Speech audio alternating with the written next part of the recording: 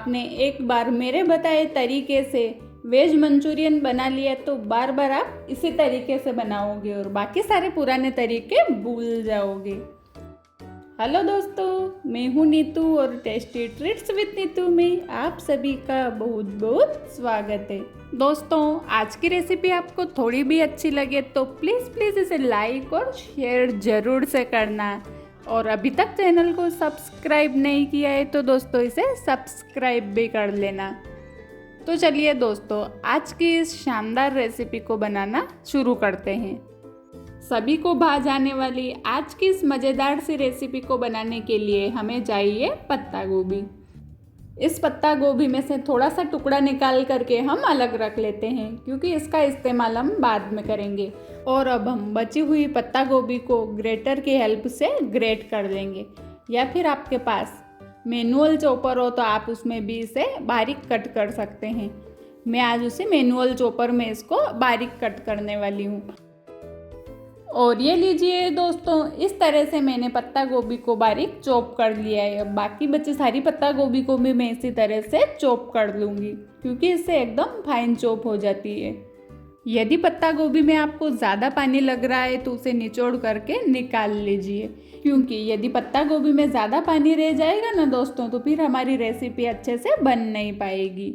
अब मैंने इसमें डाल दिए 2 बारीक कटी हुई हरी मिर्च, 1 चम्मच कूटी हुई काली मिर्च का पाउडर, आधा छोटा चम्मच अदरक और लहसुन कूटा हुआ, और साथ में ही मैं इसमें डाल रही हूँ कश्मीरी लाल मिर्च, जिससे कलर बहुत ही बढ़िया से आएगा। अब मैं बाइंडिंग के लिए डाल रही हूँ 3 से 4 बड़ा चम्मच इतना मैदा। मैदे की जगह आप राइस फ्लोर का इस्तेमाल भी कर सकते हैं। और इसके साथ ही मंचूरियन को सुपर क्रंची बनाने के लिए मैं इस्तेमाल कर रही हूँ कॉर्न स्टार्च।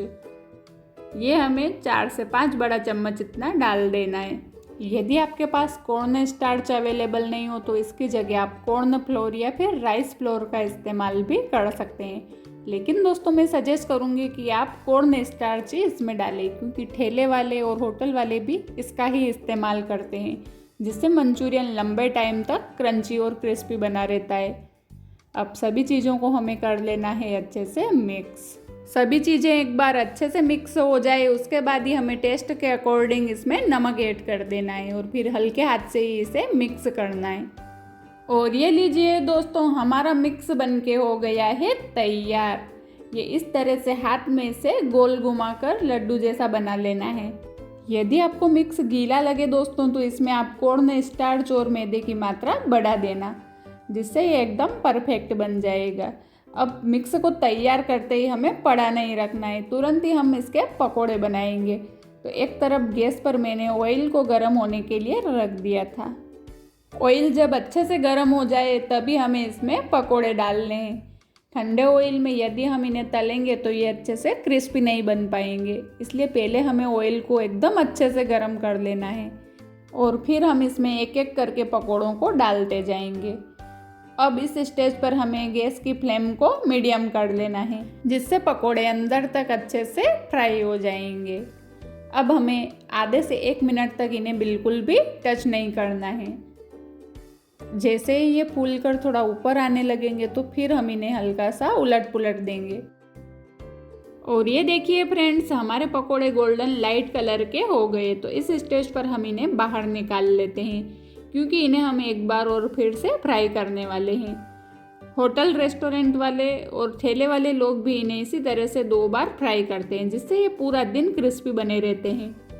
इन तैयार पकोड़ों को हम साइड में निकाल लेते हैं, और बाकी के बचे सारे बैच को हम इसी तरह से बना के तैयार कर लेंगे। और ये लीजिए, मैंने सारे ही मंचूरियन बॉल्स को बना के तैयार कर लिया है। तो अब आप इन्हें ठंडा करके एयरटाइट बॉक्स में भरकर 6 से 7 दिनों तक फ्रिज में स्टोर करके भी रख सकते हैं।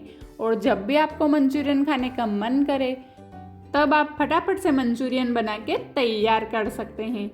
तो है ना दोस्तों, आज की रेसिपी बहुत ही मज़ेदार सी और कमाल की। इन मंचूरियन बॉल को एक बार और हम फ्राई करेंगे। तो यहाँ मैंने एकदम हॉट ऑयल कर लिया, और उसमें हमें इन्हें डाल देना और उलट पुलट करते हुए 6 से 7 सेकंड के लिए ही पका लेना है, जिससे इनकी ऊपरी लेयर अच्छे से क्रिस्पी हो जाएगी। और ये लीजिए, गर्मा गर्म हमारे क्रिस्पी मंचूरियन बॉल बनके हो गए हैं तैयार। तो अब हम फटाफट से गैस पे चढ़ा देंगे कढ़ाई और कढ़ाई में डालेंगे 2 बड़ा चम्मच इतना ऑयल। ऑयल के अच्छे से गर्म होने के बाद मैं इसमें डाल रही हूँ 2 बारीक कटी हुई हरी मिर्च और साथ में ही डाल देंगे 1 बड़ा चम्मच कूटा हुआ लहसुन। इन दोनों ही चीज़ों को हमें हल्का सा रोस्ट कर लेना है, एकदम ज़्यादा नहीं पकाना है। जैसे ही ये हल्के से रोस्ट होंगे तो हम इसमें डाल देंगे 1 बड़ा चम्मच ग्रेट किया हुआ अदरक। इसे भी हमें आधा मिनट के लिए पका लेना है। अब हम इसमें डालेंगे बारीक कटी हुई पत्ता गोभी, बारीक कटी हुई शिमला मिर्च और बारीक कटे हुए प्याज। इन सभी चीज़ों को हमें एक साथ ही इसमें डाल देना है। इन सभी सब्जियों को दोस्तों हमें ज़्यादा पकाना नहीं है, सिर्फ इनका कच्चापन निकल जाए और ये क्रिस्पी भी बनी रहे, इसी स्टेज तक हमें इन्हें पकाना है। यहाँ पर मैंने 1 छोटा चम्मच काली मिर्च का पाउडर और टेस्ट के अकॉर्डिंग ही नमक भी डाल दिया है। हमने पहले भी बॉल्स में नमक डाला हुआ है, तो दोस्तों आप नमक थोड़ा ध्यान से ही डालें, क्योंकि हम इसमें सोया सॉस और इनका भी इस्तेमाल करेंगे तो उनमें भी नमक होता है, इसलिए नमक थोड़ा ध्यान से ही डालें। सब्जियाँ हल्की सी कुक हो जाए उसके बाद हम इसमें डाल देंगे स्प्रिंग ओनियन। इन्हें हमें ज़्यादा पकाना नहीं होता है।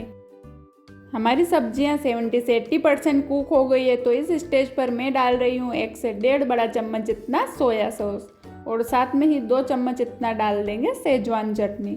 यदि आपके पास टमाटर की चटनी हो तो उसका भी आप इसमें इस्तेमाल कर सकते हैं।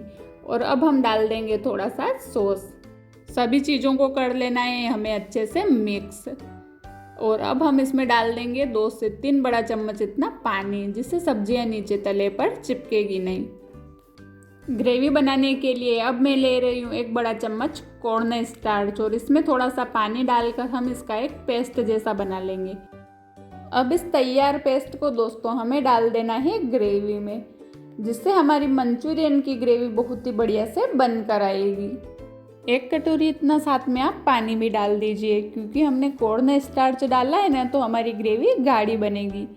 यदि आप लिक्विड ग्रेवी बनाना चाहते हैं तो पानी की मात्रा बढ़ा दीजिए। टेस्ट को बैलेंस करने के लिए मैंने डाल दिया है 1 छोटा चम्मच इतना विनेगर। इससे इसमें हल्का सा खट्टापन आएगा जो बहुत ही बढ़िया लगेगा। और बाकी बचे स्प्रिंग ओनियन को भी हम इसी स्टेज पर इसमें ऐड कर देंगे। और ये लीजिए, 1 से 2 मिनट के बाद ही हमारी ग्रेवी बनके हो गई है तैयार। तो अब हम डालेंगे फाइनली तैयार किए हुए पकोड़े। और अब हमें इसे ज़्यादा देर तक पकाना नहीं है, सिर्फ इन्हें मिक्स ही कर लेना है और आधे मिनट के अंदर ही हम कर देंगे फ्लेम को बंद। और ये लीजिए दोस्तों, हमारी गर्मा गर्म मंचूरियन की रेसिपी हो गई है तैयार। तो दोस्तों ये थी आज की मेरी रेसिपी। आपको कैसी लगी प्लीज़ मुझे कमेंट में लिखकर ज़रूर से बताना। मेरी मेहनत और रेसिपी आपको थोड़ी भी अच्छी लगी हो दोस्तों तो प्लीज़ इसे लाइक और शेयर करना। Thanks for watching my video.